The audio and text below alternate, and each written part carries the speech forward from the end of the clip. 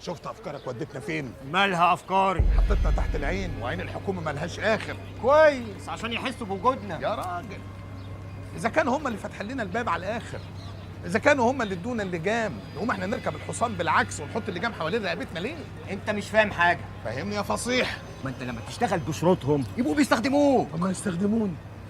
اذا كان استخدامهم ليا ده هيقطع لسان ودراع الشيوعيين الكفره، ما يستخدموني. اذا كان ده اللي هيخلينا نعرف نساعد زملائنا من الطلبه المساكين، يستخدمونا يا اخي.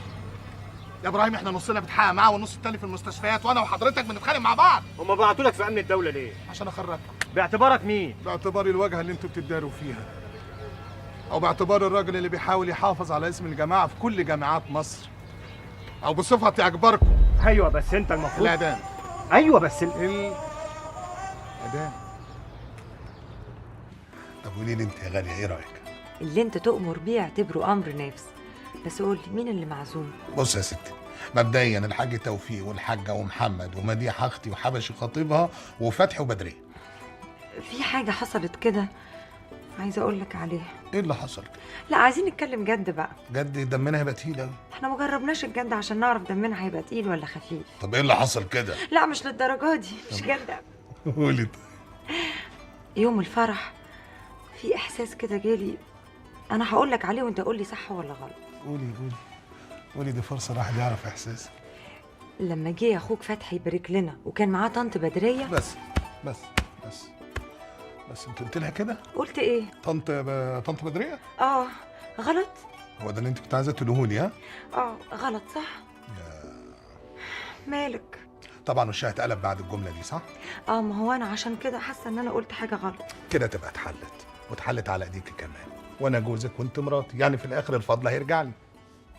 انا مش فاهمه حاجه خالص، يعني انا اعمل ايه؟ اعملي اللي هقولك عليه بالحرف الواحد. سميحه، اهلا يا نانا. اهلا بيكي يا اختي. ازيك يا احمد؟ ايوه كده، انا قلت نسيتي. لا ما اقدرش. ازيك يا ولد؟ اما مالكيش حق يا سميحه. كده برضو يا نانا؟ يعني ارجع؟ لا يا حبيبتي مش قصدي، بس في واحده تخرج بعد صباحيتها بيومين. وحشتيني يا نانا، قلت اجي اشوف. ان شاء الله ما تشوفي وحش. بدريه جوه، ادخلي سلمي عليها. حاضر. مساء الخير يا قمر. عارفه انا اول ما شفتك يا بدريه، واسمحي لي كده اقول لك بدريه من غير القاب، عارفه ليه؟ ليه بقى؟ عشان حسيت اننا سن بعض، ويمكن انتي اصغر كمان، وتمنيت لو جبت بنوته تبقى شبهك واسميها على اسمك كمان. تعالي يا بنت في حضني. انا جايه اعزمك على الغدا عندنا بكره. من عينيا يا اختي والنبي عسل. ايه الحكايه؟ ايه الحب ده كله؟ انا ابن جنيه. بسم الله ما شاء الله، الله اكبر. والبحر ده كله مين اللي هياكل؟ كل بقى الف هنا وشفا يا حاج، وعوم كمان. الله يهنيك، ما انا عايز اعوم بس مش عارف ابدا منين ولا منين. يا سيدي انا اقول لك تبدا ازاي. ابدا ازازه كده ماشي. وكابوريايه. نعم لي يا عم احمد. وهتيجي لوحدها. عم حبشي. قول يا معلم. الله الله الله الله الله. ايه المره دي بصيت على مرات مين؟ قول له صحيح، ايه؟ هو انت لما شفتني لما ببص على حسنيه كنت طالع تقول لابويا؟ يا خساره، انا كنت فاكرك انصح من كده. اسمع بيت كلامي بس. اتفضل. ولا كنت جاي تبص على حبيبه القلب مديحه؟ لا هو بصراحه انتوا كنتوا بتعملوا من بره حلو قوي. نفسي اعرف انتوا بتوشوشوا بعض في ايه بالظبط. اقول لك يا حاج، المشوي ده بقى يا احمد هايل في الاكل. اسكت بقى، ما صدقنا خلاها رسمي. مديحه وراك. هو ايه اللي حصل يا مديحه؟ اصل حبشي اتخض لبس طبق الرز. الحمد لله انه رز. خدي دي مني بقى. كفايه بقى يا سميحه.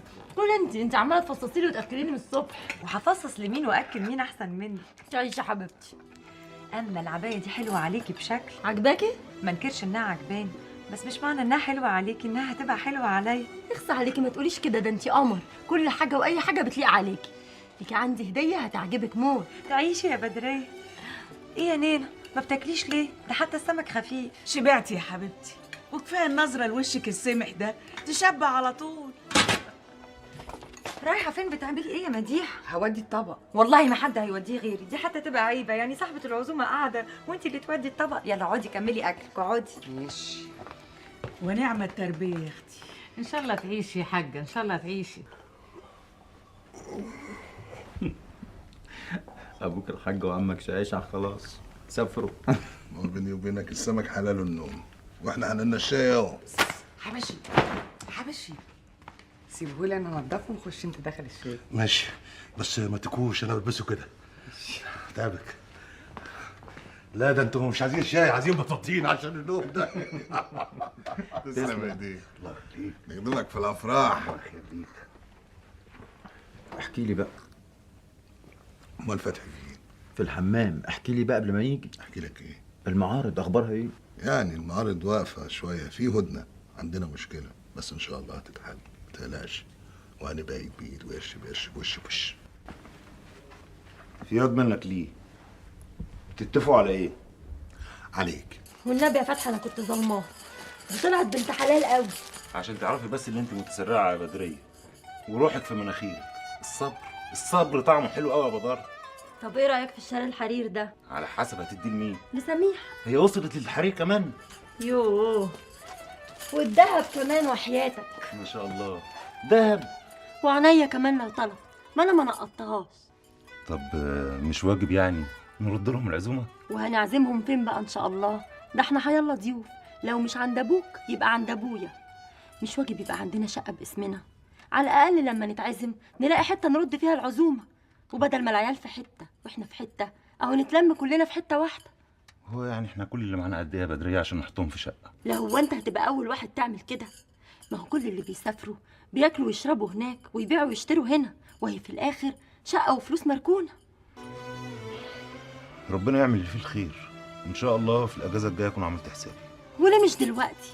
ما انت لسه قايل بعضمه لسانك اننا محتاجينها. لسه قايل لك الصبر يا بدريه.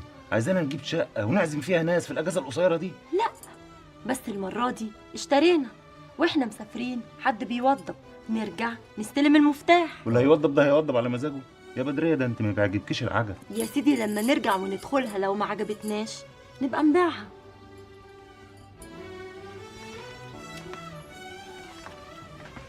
احمد، اخوك فتحي. مين؟ اخوك فتحي. اخوك فتحي؟ ما تتريقش عليا يا احمد، وقوم شوف اخوك عايز ايه. طب سألت تشرب ايه؟ طبعا انا اعرف الاصول كويس قوي واعمل الواجب لو على عيني. خرابي على عيني جمال عيني. وانت مش عايز مني حاجه كده ولا كده؟ روح شوف اخوك بقى. خد يا عم احمد توكيل رسمي عام مني ليك. اعمل بيه ايه التوكيل ده؟ ما هو مش معقول لما اكون عايز اخلص شغل في مصر انزل من السعوديه عمال على بطال. يبقى ضروري يا احمد يكون في واحد انا بستأمنه معاه توكيل مني عشان يخلص لي اي شغل في مصر. طب يا سيدي انا اخلص لك اللي انت عايزه من غير توكيل. يا احمد يا حبيبي المصلحه اللي انا عايزها محتاجه توكيل. هي ايه المصلحه دي يا فتحي؟ عايزك تشتري لي شقه وتشطبها لي من مجاميعه، نقاشه نجاره سباكه، يعني سلمها لي على المفتاح. ايه يا احمد بتفكر في ايه؟ انا هفكر في ايه؟ ليكن طبعا يا فتحي. يبقى توكلنا على الله. لا اله الا الله. امسك. ليه؟ ايه اللي انت بتعمله ده؟ اخلص الحاجه اللي انا بعملها وبعدين ابقى اتكلم في فلوس. كام دول؟ 5000 ريال قوم عينهم قبل ما بدريه تطلع. بدريه؟ هي جت معاكم ولا هي فين؟ تحت في محل اعتراف بشتري شويه حاجات. بلوشي طبعا. اهي جت اهي، عيني الفلوس وانا افتح لها. روح انت افتح. طب ايش ليش؟ ايوه. انت نازله ولا ايه يا سميح؟ معقوله؟ وانزل ازاي من غير ما اقولك؟ ده انا تتقطع رجلي قبل ما اعمل كده. يا اختي ده انا اللي تتقطع رقبتي قبل ما اقول كده. امال لابسه ليه؟ اصل فتحي قال لي ان بدريه تحت في الدكان عند ابويا وطالعه. بدريه طلعت فعلا. يلا يا بيها بقى. يلا يلا. يا ناس يا ناس.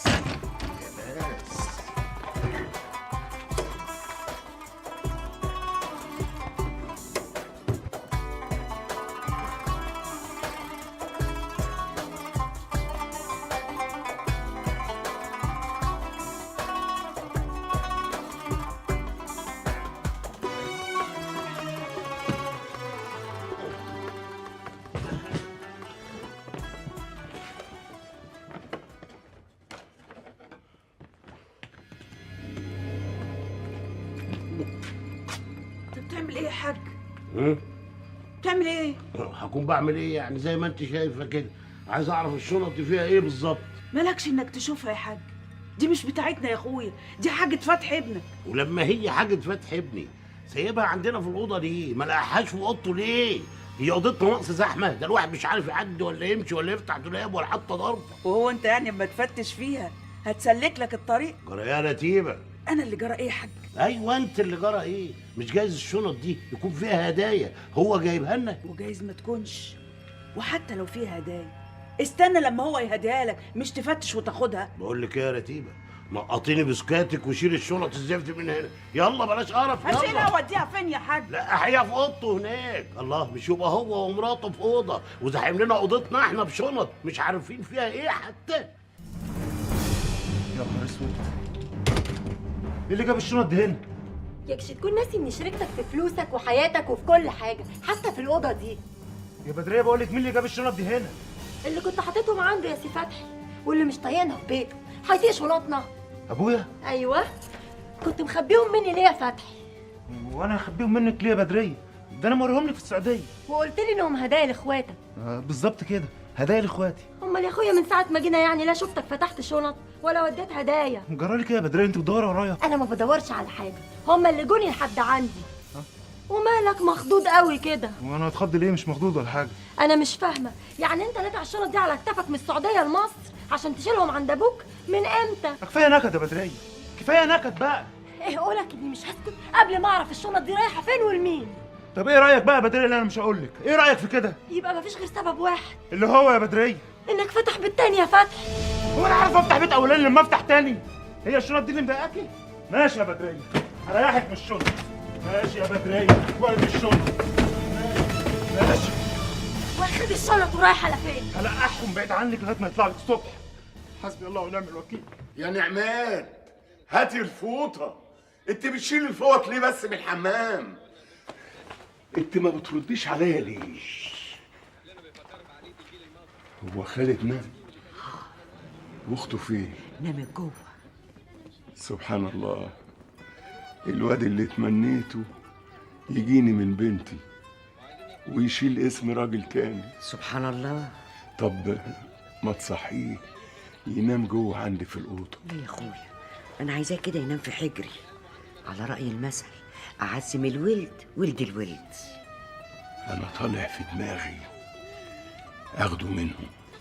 تاخد مين من مين يا راجل انت؟ هاخد الواد خالد منهم يعيش معانا، أهو على الأقل ياخد بحسنا، بدل ما احنا قاعدين كده أنا وأنت بوزنا في بوز بعض زي الخرص، بيت ملوش صوت. ومدرسته يا اخوي؟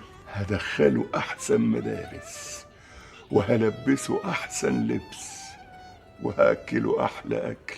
ومن سمعك، بس تفتكر ابوه هيوافق؟ خد يا حاج، خد يا مديح، خد يا محمد. ايه ده ايه ده؟ ايه ده يا ابني ده؟ انت جرالك ايه؟ خير، كل خير ياما. هدايا اجيبها لكم من السعوديه، هدايا من حر مالي، ناتحها من السعوديه عشان اجيبها لكم. هو في هدايا تتفرق كده؟ وبعدين ايه الهدايا اللي لا ليها لون ولا طعم ولا ريحه دي؟ ده ايه يا حاج؟ ده انت بدل ما تقول خلي ايه؟ قصدي شكرا، يعني شكرا. شكرا على ايه؟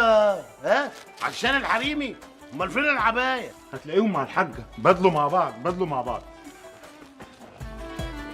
هو كله كده مفيش حاجه رجالي عندك؟ حبشي، اللي ما ينفعكش اديه المديحه والباقي رجعه.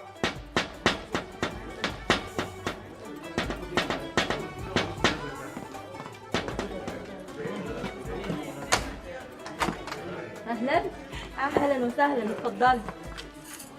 ازيك يا سميح؟ كويسه الحمد لله. ازيك يا بدريه؟ الحمد لله. ازيك انت عامل ايه؟ شفتي يا بدريه عايشه بحسك، وعايزه اقول لك على حاجه كمان، ده عاجب احمد قوي. ده بس عشان عليك يا سميح، اتفضلي. السلام عليكم.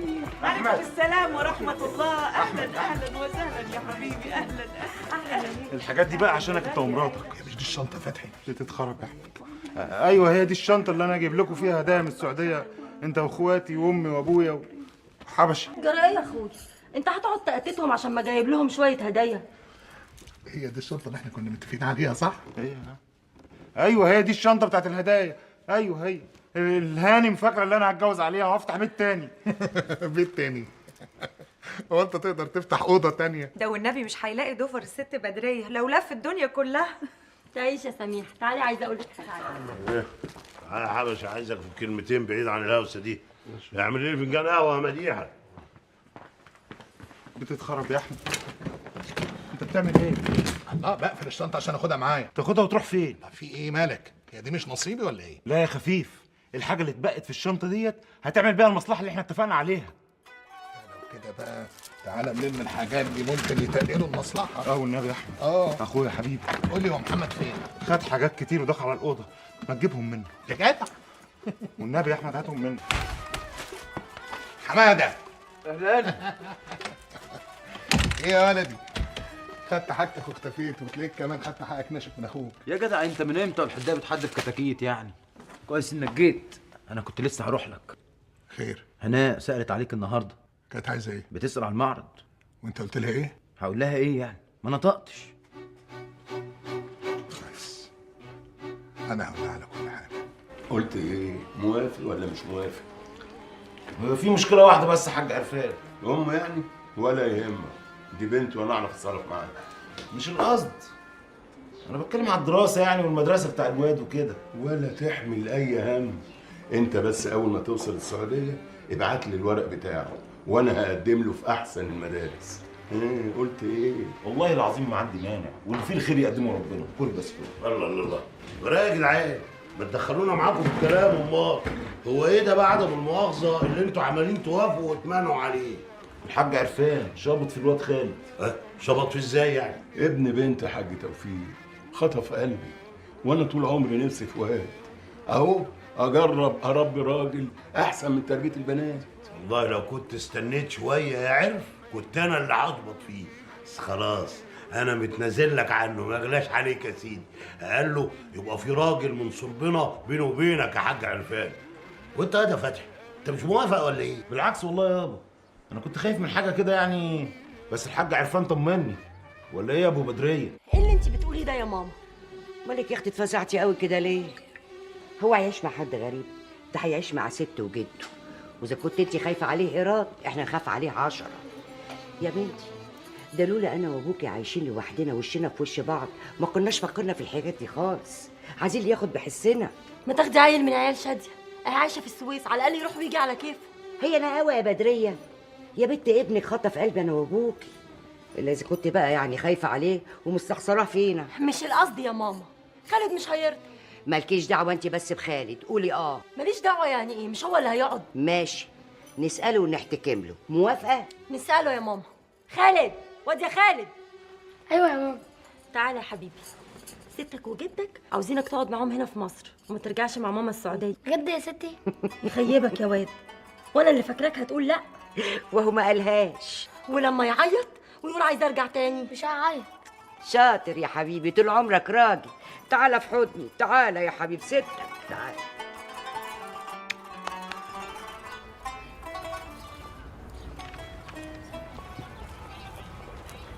السلام عليكم. وعليكم السلام ورحمه الله. ازيك يا احمد؟ الحمد لله. امال الاخت هنا فين؟ هنا عند العميد. تعمل ايه؟ معرفش يا احمد، بس يعني هي مش هتروح للعميد لله في لله. طيب هو انا ممكن استاذن حضرتك يعني لو تروحي تشوفيها خلصت العميد ولا لسه؟ طب ايه رايك لو نروح مع بعض؟ طبعا اتفضلي. يا اخت هناء. استاذ احمد انت فين؟ انا موجود، اول ما محمد قال لي جيت على طول. خير؟ للاسف مش خير خالص. طب يا هناء انا هستنى في الكافيتيريا بره. لا يا لمياء خليكي، انا عايزاكي. في ايه يا اخت هناء؟ على فكره ما بحبش كلمه يا اختي دي. اسف، في ايه يا هناء؟ انت ما عرفتش بقى انهم رافضين يعملوا اي معرض في اي كليه السنه دي؟ ايه؟ يعني ايه ما عندناش معرض السنه دي؟ لا مفيش. انت عشان كده كنت عند العميد؟ ايوه. طب وعرفتي ايه السبب؟ لا انا ما تهمنيش الاسباب خالص، على فكره دلوقتي ما تهمنيش الاسباب، انا كل اللي يهمني النتائج اللي هتحصل. وايه اللي هيحصل بس؟ يعني ايه اللي هيحصل؟ انت ناسي ان احنا واخدين ميزانيه كبيره من الاتحاد علشان خاطر المعرض ده؟ طب احنا مش ممانعين في حاجه، دي ظروف امنيه تخص الجامعه. طب واحنا ايه بقى اللي يخلينا نعمله في الجامعه؟ يا هناء امال هنعمله فين بس؟ في المدينه الجامعيه. طب وهو ايه الفرق بين المدينه الجامعيه والجامعه؟ الطلبه هم الطلبه، المشاكل هي المشاكل، كل اللي هيزيد المساءله القانونيه. بقول لك ايه، انت عارف كويس قوي ان انا ما يهمنيش موضوع المساءله القانونيه اللي انت خايف منها دي. انا كل اللي يهمني ان انا ارجع الاعتماد اللي خدته من ميزانيه الاتحاد في مكانها الصح، والمكان الصح بقى هو اني انفذ اللي انا قلت عليه. هناء ممكن تهدي؟ احمد في مكانك ويمكن اسوأ يا هناء. انا ماليش دعوه بيه. ليه مالكيش دعوه بيه؟ اهو كده بقى وخلاص، ماليش دعوه. بقول لك ايه، انا خلاص قررت، انا هعمل المعرض في المدينه الجامعيه. ما هو مش هينفع. وانت مالك؟ انا هتصرف، يا اما ترجع الفلوس. منك. استني بس يا ماما. ايه يا بنت؟ عايزه ايه تاني؟ هو انا مش بكلمك؟ لو هتكلمي في نفس الموضوع يبقى كلمي بقى قدام ابوك. يا عرفان، عرفان، انت بتخوفيني يعني يا ماما؟ يا اختي وانت يا بنت بتخافي يا بنت؟ وانا مش عارفاكي؟ ده انت قادره. وبعدين تعالي هنا، ابوك هو اللي طلب وجوزك اللي وافق، جايه لنا ليه؟ مصدعه دماغي ليه؟ ما تكلمي قدام ابوكي يا عرفان. جرى ايه يا ام بدريه؟ تعالى يا اخويا شوف بنتك. خير، في ايه يا بدريه؟ اتخرجت ليه يا اختي؟ ما تتكلمي. ولا مش عايزه تتكلمي قدام العيال؟ اخرجهم لك؟ وتخرجيهم ليه؟ ماشي. بنتك يا اخويا مش موافقه على موضوع خالد. وماله موضوع خالد؟ بصراحه يا بابا انا مش عاوزه خالد يبعد عني، ما اقدرش استغنى عنه، ولو عاوزين حد ياخد بحسكم خلاص خدوا اميره. انت مش عارفه انا اتعلقت بالواد خالد ليه؟ عارفه يابا، عارفه ان طول عمرك نفسك في واد، وانا كمان طول عمري نفسي في راجل. وجوزك اللي معاكي ده ايه؟ مش راجل برضه؟ راجل وكل حاجه، بس انا عاوزه راجل اربيه على ايدي، يبقى سندي وظهري، واظن مفيش احسن من ابني. لو انت فكرك لما تربي ابنك بمعرفتك هينفع ابقي قابليني. اهو ابني بقى وانا حره فيه. والغلبانه دي مش بنتك برضه ولا ايه؟ ما ترد على امك. اسمعي، انا مش عايز رغي تاني في الموضوع ده. انا سألت صاحب الشأن وموافق، والواد كمان موافق. مش كده يا خالد؟ ايوه يا جد. تعالى يا حبيبي. اميره مالك؟ تعالي هنا. بتعيطي ليه؟ عشان انت عاوزه خالد تسافر معاكي ومش عاوزاني. انا قلت كده؟ ايوه قلت انت تاخدوا اميره وتسيبوا خالد. شفت كلامك اللي مش محسوب عمل ايه؟ هتعقدي البيت. ما تعيطيش يا اميره يا حبيبتي، انا ما اقدرش استغنى عنك ابدا، لا انت ولا خالد. وبعدين ده انت اخر العنقود، يعني اعز واحده عندي في الدنيا كلها. تعالي يا حبيبتي.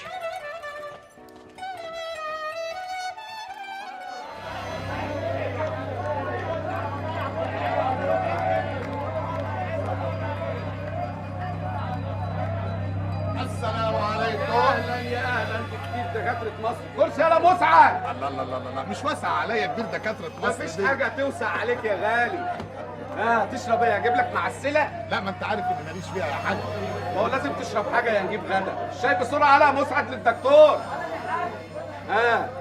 وناوي تحمل البضاعه امتى؟ والله يا حاج انا مش جاي عشان احمل البضاعه للاسف، انا جاي عشان مش عايز البضاعه. مش عايز البضاعه؟ شاي يا دكتور. شكرا. وماله يا سيدي؟ مش عايز البضاعه ما تاخدهاش. روح يا شيخ، الله يوسع عليك ويكرمك ويبارك فيك يا حاج. طيب بعد اذن حضرتك، يعني كان في 8000 جنيه عندك. وكمان كان في 8000 جنيه عندك ولا نسيت؟ لا لا لا لا، انسى ازاي يا حاج؟ فاكر طبعا والله، كنت هجيبهم معايا، بس نقول ايه؟ قدر الله وما شاء فعل. ونعم بالله يا سيدي. بس والنبي ما تبقاش تتاخر علينا بالزياره، انت انست وشرفت. الله يبارك فيك يا حاج، ما تقولش كده، احنا اخوات ما اقدرش اتاخر عليك. طيب بالنسبه لل 8000 جنيه يا حاج، هم هنا ولا في البيت ولا ايه؟ 8000 جنيه بتوع ايه يا دكتور؟ بتوعي يا حاج، فلوسي. فلوس ايه؟ ما انت لسه قايلها لا اله الا الله، قدر الله وما شاء فعل يا شيخ. بقى انت مدفعني 16000 جنيه في بضاعه ما انتش عايز تشيلها، وجاي كمان عايز 8000 جنيه، ده يرضي مين ده يا ناس؟ يرضي مين ده يا ناس؟ فلوسي يا جدع. فلوس ايه يا عم؟ اسمع بقى يا جدع، انت فلوسك اترجمت لبضاعه، يعني انت مالكش عندي غير بضاعه، ومش هتاخدها الا لما تدفع بقيه الفلوس، وكده يبقى خلص الكلام بينا يا حلو. لا اله الا الله، يعني ايه خلص الكلام يا حاج؟ دي فلوسي يا جدع، البضاعه اللي كنت هاخدها منك خلاص ما بقالهاش بقى برزق، اعمل ايه؟ اعمل اي حاجه، اقول لك ارميها في المالح، ولا يا اخي ولع فيها بجاز، ولا اقول لك البسها ما هو مالك وانت حر فيه. البسها؟ لو انت فاكر ان انا هسكت يا حاج، قسما بالله هجيب لك عليها واطيها. ما بلاش تقول كلام ما انتش قده، ده اتفاق وانت اللي بوظته، ويكون في علمك هم 8 ايام ما لهمش تاسع، لو ما جبتش الفلوس لا ليك عندي لا فلوس ولا بضاعه، وقدر الله وما شاء فعل يا سيدي. السلام عليكم.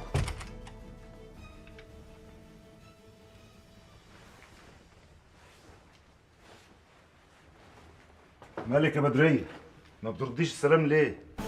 سيبني في حالي يا فتحي، كفايه يا بختي مال من يوم ما عرفتك. الله يكرم اصلك. على العموم شكرا، بس من حقي برضه اعرف مالك. بلاش مالك انت، مالها البت اميره؟ امي بتقول لي هي من ساعه ما جت من عند جدها وما بطلتش عياط. ما انت السبب. لا حول ولا قوه الا بالله. ليه انا عملت ايه يا بدريه؟ فتحي انت من زمان عارف ان دمنا مش راكب على بعض، يعني من الاخر كده ملناش في بعض، صح ولا انا بفتري في كلامي؟ والله ما عارف ارد عليك اقول لك ايه يا بدريه. ربنا وحده بس اللي يعرف اللي في القلوب، وبعدين ده نصيب وبقى بينا عيال. ايه العيال؟ اديك جبت التايهه. تايهه اللي انا جبتها؟ انا عايزه عيالي الاتنين يتربوا تحت عيني وفي حضني. هو ده الكلام بالظبط اللي انا قلته لابوكي، بس هو قال لي وافق انت ومالكش دعوه ببدريه، دي بنتي وانا هقدر عليها. ما انت اللي قوتهم عليا. هو في حد يقدر عليك يا بدريه؟ وبعدين هم مين دول اللي انا قوتهم عليك؟ كلهم، ابويا وامي وخالد واميره. انت بس اللي مش لاقيه لي غلطه. وبعدين بصراحه بقى انت مزوده الموضوع ده ومكبراه زياده عن اللزوم. هو مكبراه يا فتحي ولسه هكبره زياده كمان. ما يكونش فكرك ان الواد خالد هيبعد عنك وهيقطع بيك انت لوحدك، ما يقطع بيا انا كمان، ده ابني وحبيبي. طبعا، بس احبب ما على قلبك يا اخويا تلاقي اللي يشيل عنك، ياكل ويشرب ويكسي ويصرف، والاسم في الاخر ابنك. خلاص يا بدريه، ولا تزعلي نفسك. اعتبري الكلام اللي حصل بيني وبين ابوك ده كانه ما حصلش، اعتبريه لي يا اخي. وانا بكره ان شاء الله هقول له ان انا وانت اتفقنا على اتفاق تاني خالص، وان خالد ان شاء الله هيرجع معانا السعوديه. قلت ايه بقى؟ قلت لا طبعا. هو انت هتفرق بيني وبين ابني، يا توقع بيني وبين ابويا؟ هو عندي وخلاص يا بدريه. ايوه بقى عندي، ومن هنا ورايح هتقول يمين هقول شمال، حتى لو عايزه اليمين. نعم، يعني ايه بقى قدر الله ما شاء فعل؟ ما توطي صوتك بقى شويه، ما يصحش كده. افهم الاول وبعد كده ابقى اوطي صوتي. يا ستي كان لازم اديلهم فلوس علشان يحملوا العربيه، غير كده ما كانش ينفع. بس والله دي مسؤوليتك انت مش مسؤوليتي انا. عارف انها مسؤوليتي، انا عارف انها مسؤوليتي، عشان كده بس انا جاي اطلب منك اسبوع تاجيل. ماشي، ما عنديش مشكله، المهم انك تلتزم بميعادك. بعد اسبوع بعد اسبوعين مفيش اي مشكله، المهم انك تلتزم. طب بالراحه بقى شويه يا بوسي، اهدي بقى شويه، لا اله الا الله، عايز اعرف اخد ودي معاكي في الكلام. اتفضل اتكلم. لما بالراحه دي معناها بقى بصراحه يعني كوبايتين ليمون، قهوه مظبوطه، اي حاجه في الكافيتيريا اهي، ده خطوه مفيش حاجه. اتفضل. دلوقتي انت عارفه كويس قوي ان انا وانت مصلحتنا مش مع ان المعرض ده يتلغي يا اخت هناء. قلت لك 1000 مره ما بحبش حد يقول لي يا اخت. طب خلاص انا اسف يا هناء، انا اقصد يعني انك انت ضد فكره الغاء المعرض، صح؟ اكيد طبعا. طيب، واكيد طبعا عارفه ان المتضرر الوحيد من الغاء المعرض هو الطالب والطالبه المحتاجين هنا في الجامعه. ها يا استاذ احمد، ما انا عارفه الكلام ده كله، ايه الجديد؟ براحه عليا بقى يا هناء، انا ابتديت انهج والله. اتفضل. بص بقى يا ستي، عشان الموضوع ده يتحل لازم حد يتدخل، بس مين الحد ده؟ حد عنده سلطه، ثقه، وساطه. مش فاهمه. احنا عايزين نقدم طلب لوزير التربيه والتعليم. ماشي، موافقه. انا بقى ايه علاقتي بوزير التربيه والتعليم؟ انا ممكن اكتب الطلب، بس مش هقدر اودي الطلب. وانا يعني اللي هقدر اوديه؟ طبعا. ازاي يعني؟ انت ناسي ان ابوك عضو مجلس امه، يعني من حقه انه يقدم طلب لاي وزير في اي وقت. لا انا اسفه بقى، ده انت تنسى موضوع بابا ده تماما. ليه بس يعني؟ لاني انا اصلا ضد المبدا ده من اصله. ويكون في علمك انا دخلت كليه زراعه القاهره مخصوص علشان استقل بنفسي وابعد عن بابا واسم بابا. قلت لي ليه؟ اقول لك من غير ليه اصلا، لانه هو شخصيه مستقله وانا شخصيه مستقله عنه تماما، وما عنديش اي استعداد لا استخدمه ولا حتى استخدم اسمه. العصبيه هي بس العصبيه، انا موافق على كل اللي بتقوليه، خلاص بلاش. خدي منه ميعاد وانا قبل اديله الطلب. ولا حتى كمان هاخد منه ميعاد، ولا حتى هتدخل في الموضوع ده من اصله، وانسى الموضوع ده تماما. عن اذنك يا استاذ. اذنك؟ خليتي فيها اذنك. عاش الرجاله، عاش، الله ينور الله ينور. عليك يا باشا. الله ينور عليك يا اسطى حسن. الله يخليك يا اسطى حبشي. اظن بعد المعجون ده بقى وشين ثلاثه كده، ها؟ هو وش واحد بس. الله، ليه في وش كده؟ لان الذمه والامانه ما لهمش غير وش واحد.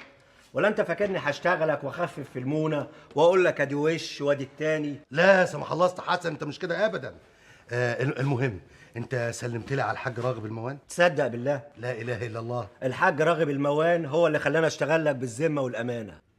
اشمعنى؟ اول ما عرف ان انا شغال في شقه بنت الحاج توفيق وصاني عليك جامد، بس الظاهر انه زعلان من سي فتحي شويه. ليه؟ ده فتحي طيب وابن حلال، ما حدش يزعل منه. هو بيقول نزل مصر وما فكرش يسال عنه.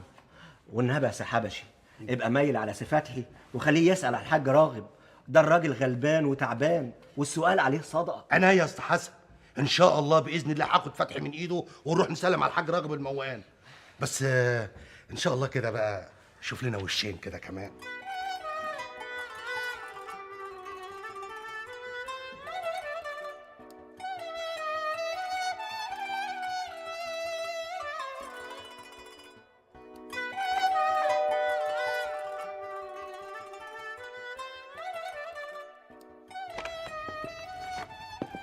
ايه ده؟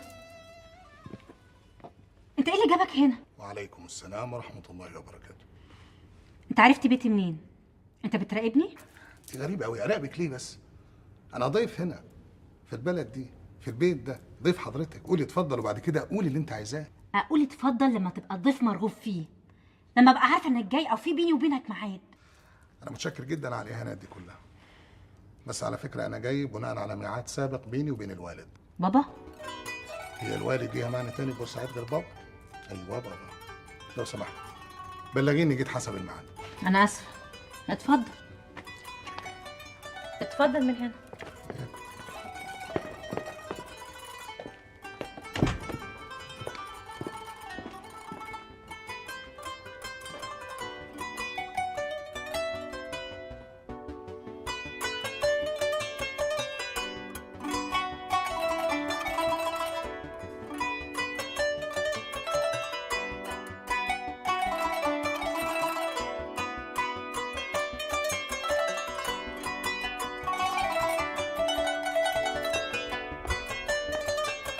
حسين باشا الحناوي بنفسه، يا اهلا وسهلا. يا اهلا. اهلا بيك. اهلا بحضرتك. اتفضل استريح. الله يحفظك يا فندم، اتفضل.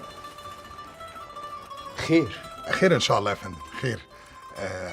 هو بس انا كنت بتمنى يعني ان ساعتك ما تكونش قلت للانسه هناء عن اي حاجه. ما انا وعدتك ان انا مش هقول لها، وحسين الحناوي لما يوعد مش ممكن يخلف. انا متاكد يا فندم، اسم سعادتك وسمعتك مش جايين من فراغ. خير يا استاذ احمد، خش في الموضوع. الحقيقه انا مش عارف ابدا ازاي يا فندم. ابدا من اي حته تعجبك، المهم تبدا. الانسه هناء متورطه في مشكله كبيره قوي ورافضه تدخل حضرتك بحجه انها شخصيه مستقله ورغبتها التامه في الفصل بينها وبين سعادتك. ايوه انا عارف، ودي حاجه انا بحاول انميها فيها دايما. لا لحد هنا وكفايه ارجوك، بلاش تنميها، لازم تتدخل. الموضوع يخص مخصصات اتحاد الطلبه. اختلاس؟ لا يا فندم اختلاس ايه، العفو لا. بنت حضرتك فوق كل الشبهات دي. الموضوع باختصار يا فندم، احنا كنا عاملين معرض للطلبه في كليه الزراعه، كنا بنجيب لهم هدوم من هنا من بورسعيد معفاه من الجمارك ونوديها لهم، بنوديها لهم تقريبا بنص الثمن او اقل. بس حصل مشكله كبيره جدا. اتفضل. الف انا وشيفها يا سيدي.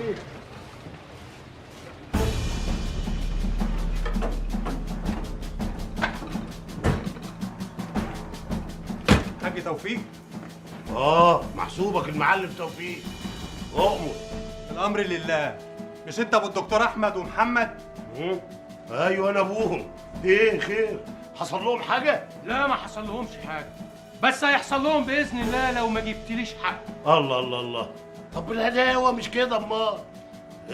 حقك ده ايه يا سيدي المعلمين؟ قول لي ايه العباره بس من الاول بالراحه كده. العباره بالمختصر المفيد ان ولادك نصبوا عليا في مبلغ كبير، وزي ما انت شايف كده العربيه ديت محمله رجاله بشوم بسنك. فلوسي ترجع الرجاله تمشي، فلوسي ما ترجعش الرجاله هتكسر محلاتك وعيالك وتكسر عظمك انت كمان.